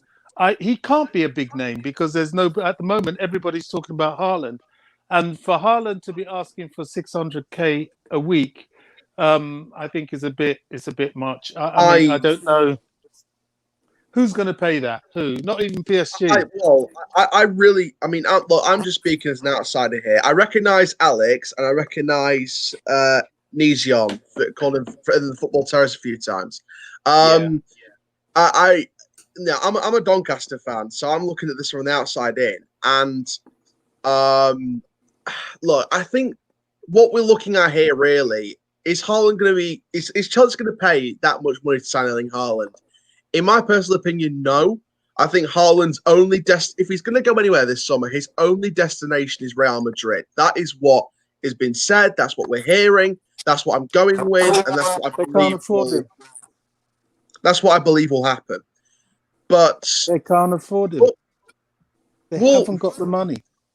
Well, Fabrizio Romano. Well, I saw a tweet from Fabrizio Romano that said that Raiola is looking at Real Madrid and it could be potentially on. Obviously, Real Madrid's getting David Alaba, but that's for a cut price deal. He said that Real Madrid have the money to pay it. He did. That, so. And I feel like Madrid could be one of the teams that will go with Haaland, but I don't think Chelsea will be one of them. I think, if anyone, Man City might be the next one. We don't know, but I think that Madrid is definitely somewhat in there. If Chelsea are going to get a brand new number 9, either to partner Werner or to compete with Werner, I would like to see them go with someone that's maybe just under that price tag, but someone that's got just amount of quality. Because you see the amount of quality that maybe, if you're not going to take over Werner, if you're going to have someone that's a bit younger and someone that's going to compete with Werner in some games, or partner him as sort of the experienced guy looking up with the young guy, or linking up with the young guy and having like the youth and experience together as a partnership. I would like to see maybe someone like a Patson Daka or a Abdullah Seymour, who was impressed at Slavia Prague. Someone like a young up-and-coming striker, whether that's a finisher or a target man type striker, just to partner up with Timo Werner and sort of assure them in that position. And, I don't even think I don't think striker's Chelsea's biggest transfer activity, in my opinion. If you're going to go for anyone, you've got to look at the midfield. Obviously Billy Gilmour's the future. Mason Mount's the here and now and the future. You've got to have that extra quality, because this is Liverpool's big problem this season. They had a really strong squad, but the bench was under par. So when the big squad got injured, they had no one to slot in that was the same, if not just under that quality. Look at Van Dijk, look at Matip. They had barely any centre-backs that could fit that quality. If Chelsea are going to compete for the title next season, they need to do what City are doing. needs to do what Real Madrid have done, Juventus, all the top teams around the world. And that is have a quality of bench that will compete with the starting 11, but keep everybody happy. And keep everybody happy. There's enough games to keep everybody happy. I'll reference that with my team as well, even though we're not this massive Chelsea, we're in League One. But, you know, we'll still make signings that are League One Championship quality because we want us to have the same amount of quality that we can bring in, along with the homegrown talent that's in the starting 11. So Chelsea, if I was to think of a transfer strategy right here and now, I'd be saying get one, maybe even two centre midfielders, whether that's a centre midfielder and a holding midfielder, or two holding midfielders, or two centre midfielders that can play as holding or playmakers. Just a real range of midfielders, one, maybe two. And I would pay probably maximum 50 to 60 million, maybe, for at least one of them, maybe even both of them. When I say one of them could be Declan Rice. That will go over that price range if possible. Another one could be, and look, I've said this to Man United fans, someone that I think could be a really good player at a bigger club, and this might be controversial, but I've noticed it when he's playing at the Palace. I've seen him when he's playing at Palace the last few seasons. Luka Milivojevic. Yes, he's not this massive name. Yes, he might not be the biggest price tag in the world, but he's a penalty specialist, a free kick specialist. He holds the ball well. He does the job. He does it to perfection nearly every game. And I feel like Milivojevic, with a big shot at a big club like a Chelsea, imagine if you were going for a holding midfield. Imagine if you were going to set up defensively in the midfield. Imagine having a set-piece specialist like Milivojevic linking up with a strength specialist like a Declan Rice, who's a good aerial player as well. And Milivojevic is great in the air as well. Imagine having two great holding aerial strength-based defensive holding midfielders. That would be an amazing way to maybe see out a game or see out a victory or try and hold the midfield together and try and counter-attack for a last-minute goal or two. It works perfectly. And you don't have to pay that much. I like you, mate. I like you. Why aren't you Chelsea fans? You know what we think we need, though? We need like a Fabregas. We need that. We've been crying out for that because I think Jorginho and Kovačić, have they been good? Yes, but I think we can still improve on them. You know, we need that player who's a deep lining midfielder. Yes, we've looked at the likes of that guy from Monaco, and we looked at Camavinga.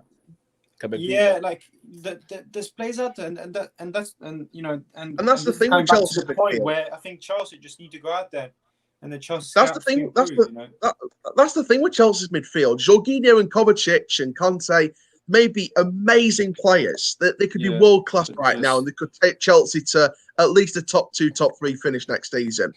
But if you're going to go for first, nothing but gold, not silver, not bronze. And this is hard to take, I know, for fans of these players, but you've got to get better than Jorginho, and you've got to get better than Kovačić, and you've got to get, as far as I can say, you've got to get better than sell them on, not even having to sell them on, but just to kind of bring an extra player that's going to just. Well, I think they'll sell one of them. I think out of those three, they'll sell at least one of them. If I was to pick the choice, I would sell either Jorginho. I think he'd thrive at a German club or an Italian club, kind of like what Lucas Torreira could do next season somewhere else at Arsenal.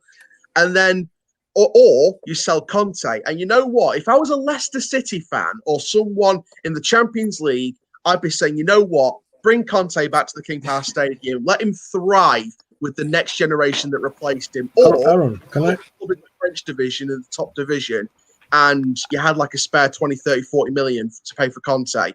Or if I was someone in Italy or Spain or something like that, I was saying yes, take him back. Aaron, you know what? When you talk about Chelsea, selling Conte, they will cut your head off. It's because I'm thinking doing so well.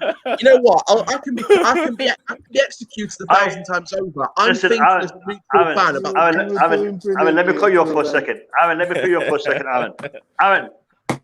This is the first time you're on the stream, Everything you said was spot on until you mentioned Kante. That's where you lost me, mate.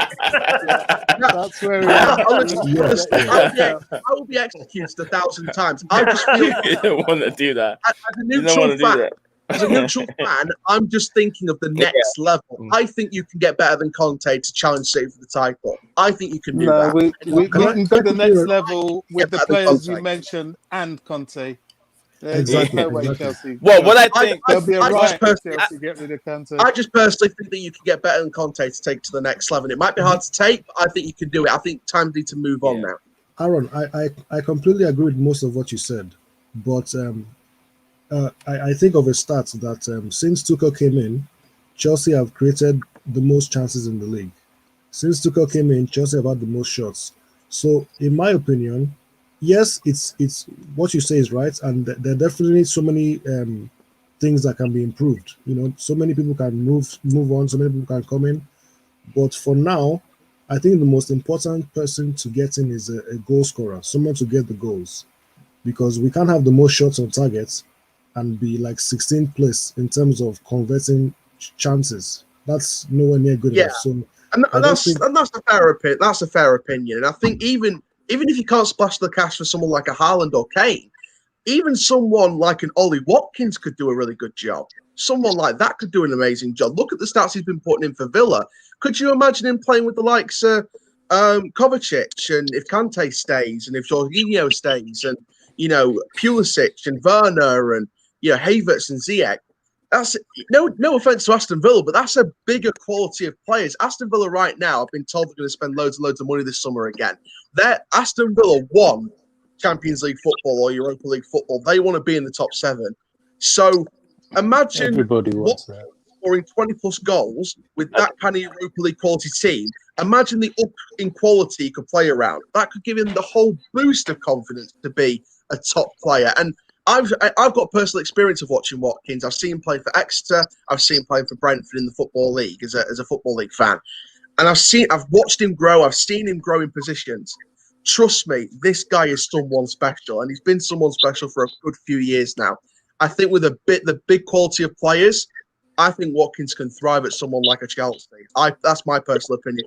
I know this guy's someone special. I think we've been talking about somebody along that kind of profile over the past few weeks as Chelsea fans as well. But the name's not been Ollie Watkins. It's been more like a Calvert-Lewin, who's up and coming, is already an England cap player, and is actually a presence in the box. Like when he's playing up front, you can tell he's playing up front. He's not an anonymous player like our Tammy Abraham, for lack of I don't want to bring him up in this conversation, but that's what's missing from him is he doesn't have the presence. He doesn't have the presence. I think DCL. The only reason I didn't say DCL is because I don't think, especially with Everton growing under Ancelotti and the fact they got a brand new stadium on the way, I don't see Calvert-Lewin leaving Everton, and that's because Man United will link with Calvert-Lewin as well. Man United have been linked with Calvert-Lewin and could go for him, but I don't think Calvert-Lewin. Well, what I think, guys, it's easier than getting a Harry Kane to try to lure Calvert-Lewin in with the hope of maybe winning silverware here. I'm not questioning his loyalty to Everton. I'm just saying it's a conversation worth having. Oh yeah, 100%. I would put Calvert-Lewin in the conversation if loyalty was out the window. 100%. I just take into account the fact that Everton are growing as a club, and I think he'd be there for that. So that's the reason I won't mention Calvert-Lewin in the transfer story. But if loyalty was out the window and the whole, club services out the window, then he'd be part of the conversation. As with Bamford for Leeds, that would be in the conversation as well. And then, guys, I think we're missing something over here too. I know our midfield, which is our consistent midfield, which is Kovačić and Jorginho. Those two don't really get us in the goal, because if we can recall and go back in the real Chelsea time, those days, we have the lights of Frank Lampard, we have the lights of Michael Ballack, Michael Essien. Those guys can strike the ball from behind the back of the 18 and be able to hit the target. But here we have this. When you have how would I call it, like a snail or something, when you take the snail out and you spin the shell, how it goes around. That's how I see those two midfielders. They can't get us any goal. They can just run around. There was even moments from Deco as well when he was at Chelsea. There was moments from him that I saw in the midfield where he played really well, even under a terrible 4th place finish when you guys started the season in that year with Felipe Scolari. Even Deco showed some signs, but as soon as Carlo as soon as Ancelotti changed things, you know, he was out of there pretty quick. So we need midfielders that can just get us the goals. We need midfielders because if you have strikers that can get us goal, we need midfielders that can contribute towards the goal. If the midfield can just give us 20 goals in a season, what about the attack? Then we should be able to have defenders that can score goals. Defenders that can score goals. We have JT. I think JT in his own career, he had close to about 30 goals.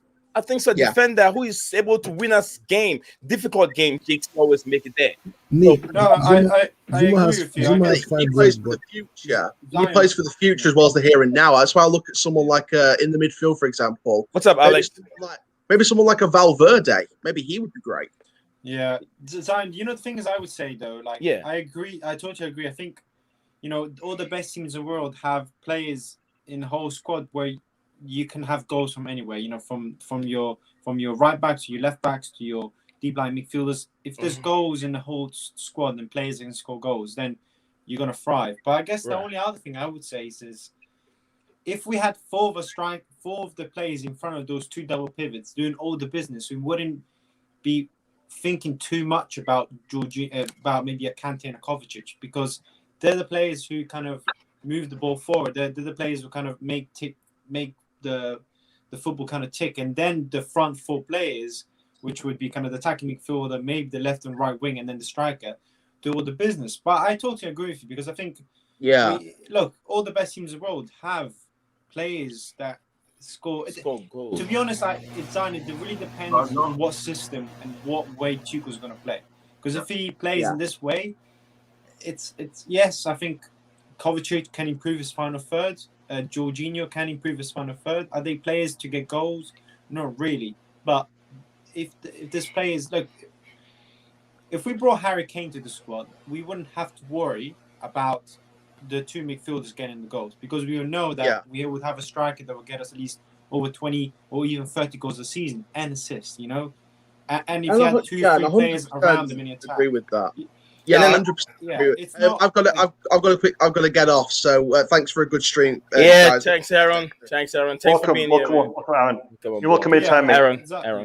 Zion, I agree and don't agree. It just depends on how. It depends what will happen in the future, I guess. You know, but I do see what you mean. It just depends on what formation. I think it's going to be based around that. You know, right? Because we have only one player right now who's always doing the business, trying to hit the ball from a distance, and it's only Mason Mount. He's the only player that does that. Well, who else is going to take the opportunity and strike the ball? Because the more chances we take, there's more chance that the goalie can make mistakes, and then the attackers will bounce and then have a rebound. At least we've got one, you know. At least we've got one now. You know, before for years. I want to give this new dude a chance. RB, welcome to the stream. I know you've been sitting here listening for a while, so I want to give you a chance. Thank you for having me.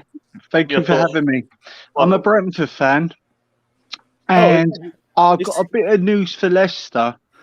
There's a rumour been going around at Brentford for about 3 months now. Leicester have done a deal with Brentford for Ivan Toney for 30 mil. What position does he play? Centre forward. Okay. And I'll tell you where Tottenham slipped up. They should have bought Watkins and Benrahma in the summer, and they would have done a good job for him this season. Benrahma's been wasted at West Ham, but we had to get him off the payroll. And there was a deal with Aston Villa. If Brentford go into the Premier League, Brentford would buy Watkins back because he didn't want to leave Brentford, but we had to get him off the pay list because of the COVID. Then so maybe that could be also then a thing where maybe Tammy Abraham, there'd be more options, kind of, because it was interesting because let's say Tammy Abraham does leave Chelsea, it's going to create a crazy bidding war between at least 4 or 5 teams in Premier League, for the likes of West Ham's, the Villas, the Leicesters, even who else? Because even if Brentford go up, we will sell. That's our model. We buy low and sell high.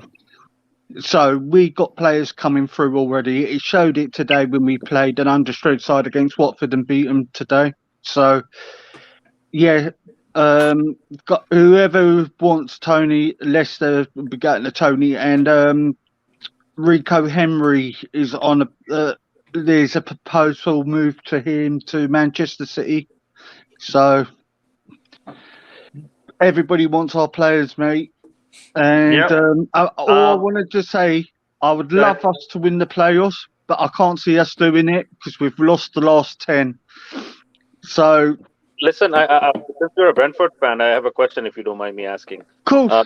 Do you have any insight into what Benrahma's medical problems were, that he failed a couple of medicals? No medical problems at all. West Ham were doing look. Brentford were going to get done by the fair play thing because we were losing 2 million in the old stadium, and our chairman was putting it in. We didn't have no choice we had to get rid of Benrahma off the payroll. So West Ham put us. They done a bad one on us. Really, they took him on loan, unsettled the player, haven't played him. They did agree 32 million for him, but they've ended up paying 29 million plus Winston Reid on loan.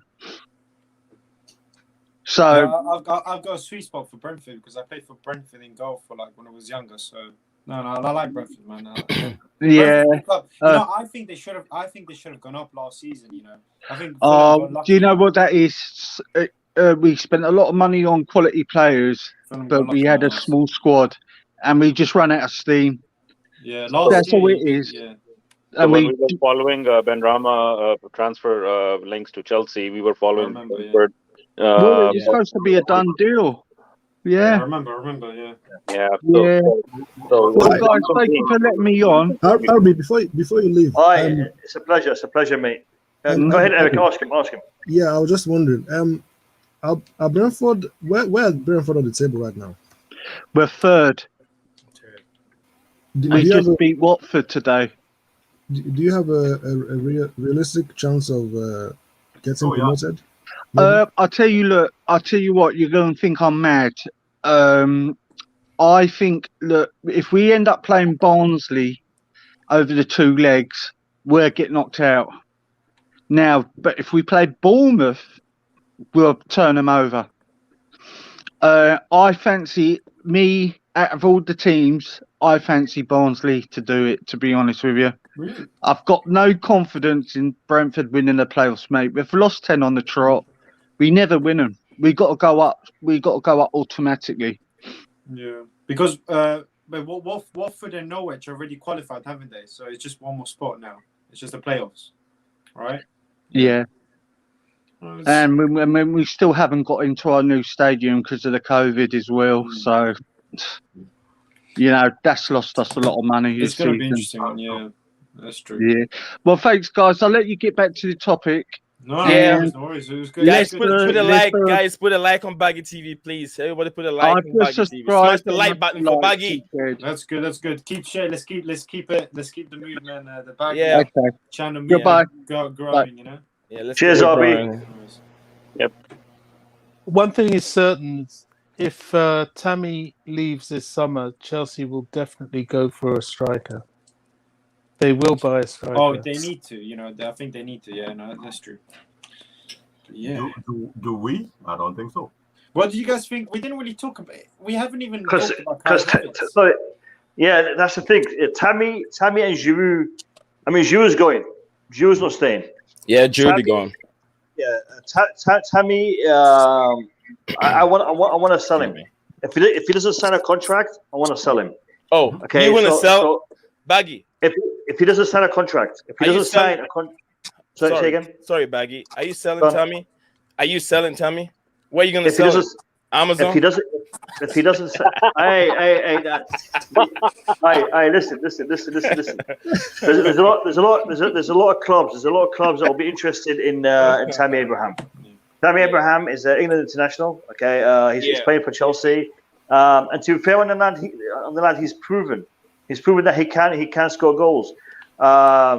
Is he the standard that we want? No. So will we be selling him if he doesn't sign a contract? I think we will be. Giroud believe in, Samuel believe in. Then you have Kai Havertz, our only real man up front. I mean, Werner, he's shown that he has a lack of finesse when it comes to scoring goals. So we do need to get we do need a striker. What kind of striker are we going to get? What kind of mold are we looking at? Is he going to be a target man? Is he going to be a more fluid type of striker? I don't know. It's something that we're going to have to address. I think he'll certainly be a bit more fluid than Big up, guys. some of the names we've been linked with. So I think he'll certainly be a bit more fluid than some of the names we're linked with. Certainly be more fluid than Lukaku. Oh dear. Yeah, I just let's hear what so I know.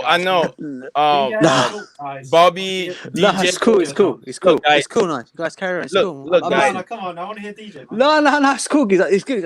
I was actually happy for Baggy today because, like, it was actually nice seeing new people come into your stream today, bro. Big up to you for that. It just shows your channel is growing in your community, mate. May it long continue. You know what? We were at a point with 70 people on here, so it was good. Yeah, I saw. I recognised Aaron from the terrace. He came on as well, didn't he? Yeah.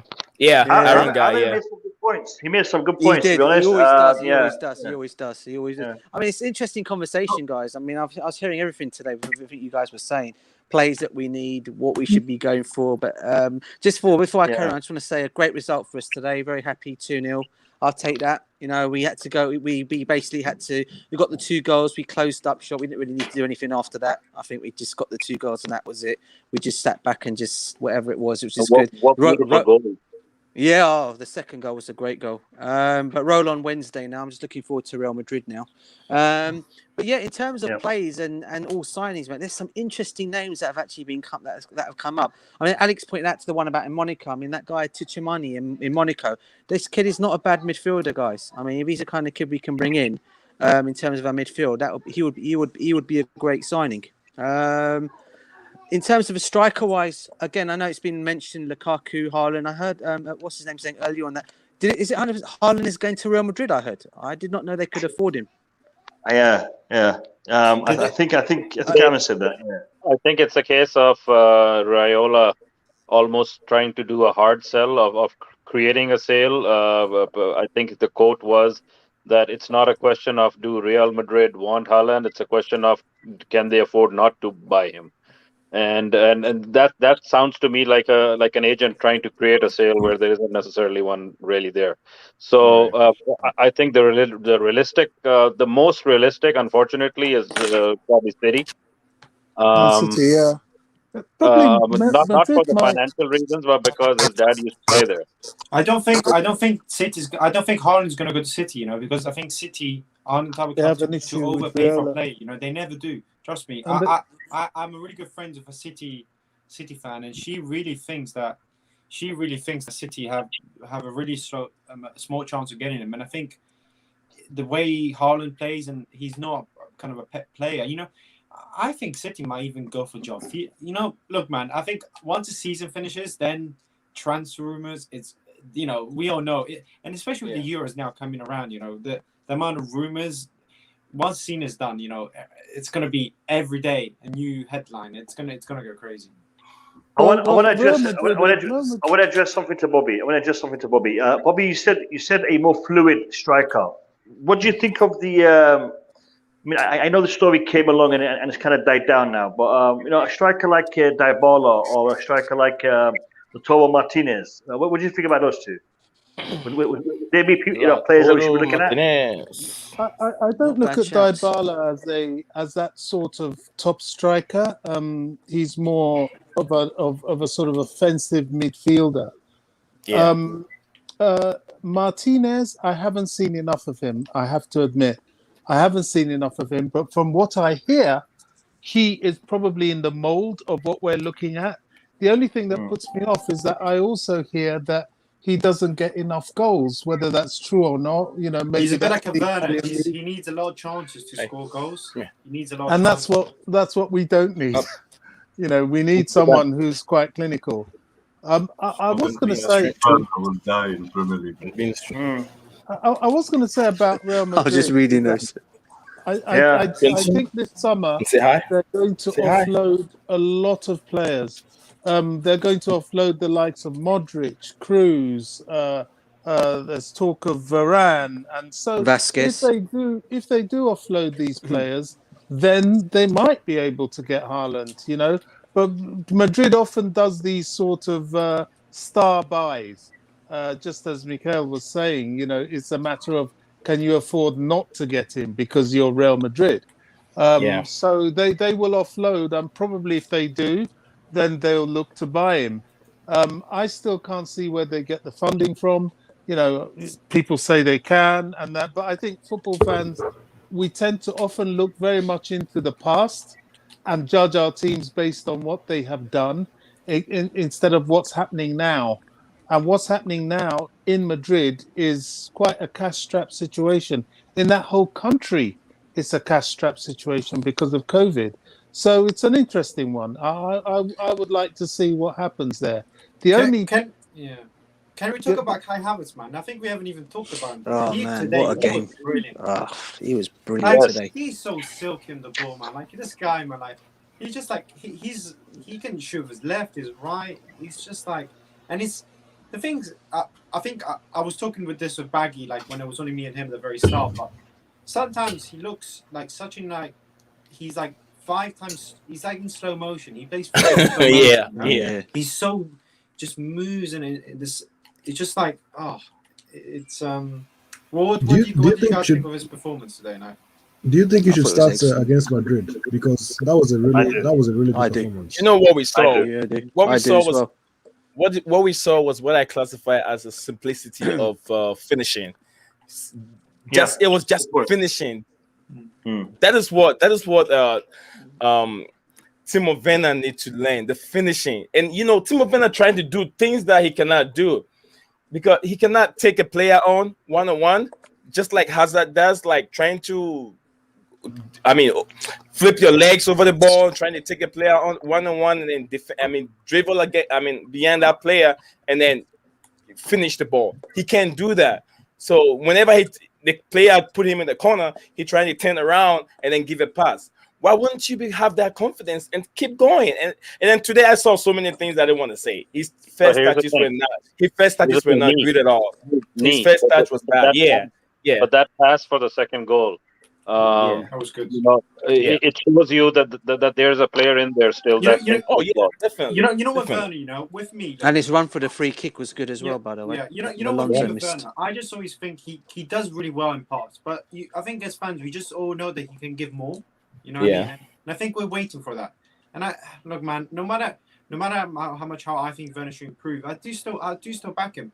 And you know one thing, what the commentator said on the game today, he was saying that if there was fans in the stadium, I think a lot of fans would back Werner, because as a fan, all you want is your players to give them more, and he keeps trying. Look, man, that's the thing I like. He keeps persevering. He keeps.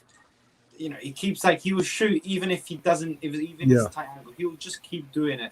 I think Werner's a better provider when Havertz is playing with him. Do you think Werner's a better provider when he's playing with Havertz?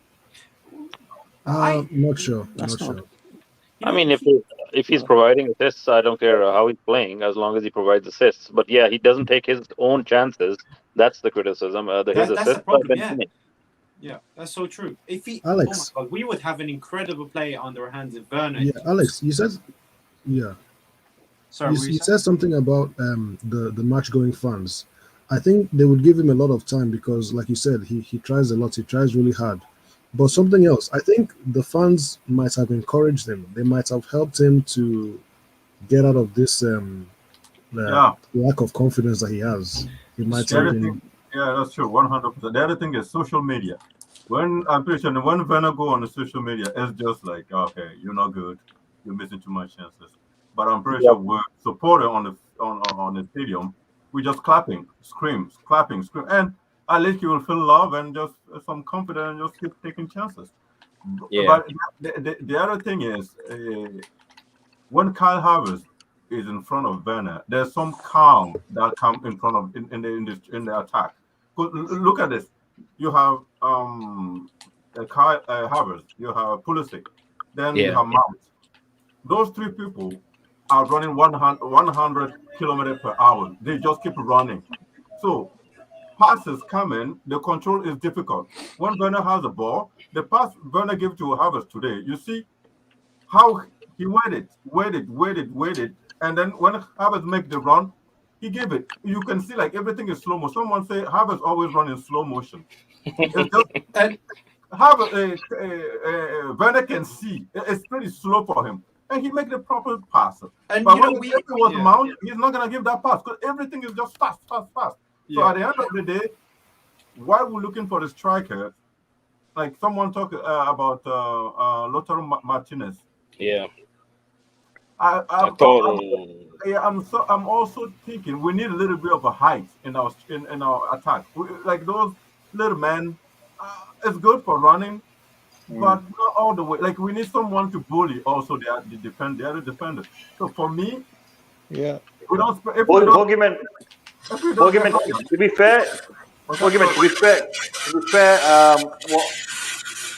here's some feedback. To be fair, what Lautaro Martinez lacks in height, he makes for in his athleticism. He's very versatile. He scores some acrobatic goals. Lautaro Martinez is, and he isn't really that short. I mean, he's not tall, but he's not short neither. Lads, look, this has been one of the longest streams I've had on my channel. I'm just dreading the post-match Real Madrid stream. That's gonna go on all night. You don't want to do that. That's gonna be good. You want to save that so we can have one. Yeah, you want to save that topic for another day. That's gonna be a mad one. That's gonna be a mad one. Something quick about the. Go ahead. Okay, so Go someone said ahead. N'Golo Kante, Jorginho, and Kovacic, they don't score goals. True. We know Kovacic can't even hit the ball. We know that, but he can pass. So true. The problem here is what are the objectives we give to our midfielder? The best way of defending is control the ball. When you keep the ball, those guys will not score. The other team will never score. And Kovacic and Jorginho, even Kante, they're really good at keeping possession. Yeah, that's the right. Yeah. So if we go around and go by a midfielder that can score, that means that midfielder is not doing his job. He has to go a little further to strike. No, Buddy man. What we're saying, I understand what you're saying. Go ahead. My point is this: I'd rather have two midfielders that we keep possession and we have more chances. Because the other thing is, the only difference between Tuchel and Antonio Conte is those two defending midfielders are not sitting in front of the defense. They're pushing more. Under Tuchel, we just keep those two are pushing. The passes are in the other box. It's not always in front of our defender. That's the best. The biggest difference between Tuchel and Antonio Conte. So, if Boogeyman, this is a long topic. I'm trying to close the stream. This is a very long topic, but we will discuss it. I promise you. Next time you're in the stream, raise it and we will discuss it because it's an important topic. It's one that we've talked about a little bit in the past. Do we need to get more goals from our midfield? Should they be contributing? Should they be holding possession more? It's an important topic, definitely. And we will definitely address it in future streams. Lads, really appreciate you for being here. Boogeyman, welcome to the team. I hope to see you again on the stream in the future. Everyone who's taken part, Aaron and everyone who's in the stream and in the chat, I saw a lot of names. Bobby. Yeah, thank you, Bobby. I saw a lot of new names, a lot of new accounts in the stream today. Brilliant. Thank you for taking part. Yeah, in the comments, smash the like and also subscribe. If you're new, support my channel by subscribing. Really appreciate that. Everyone on the panel, thank you, and I'll see you tomorrow. Tomorrow, 8:30 UK time, we'll be streaming again, and we might be discussing the midfielders if Boogeyman turns up. All right, lads. Take care. Take it easy, guys. Take care. Peace out, guys. Up the Chelsea. Up the Chelsea.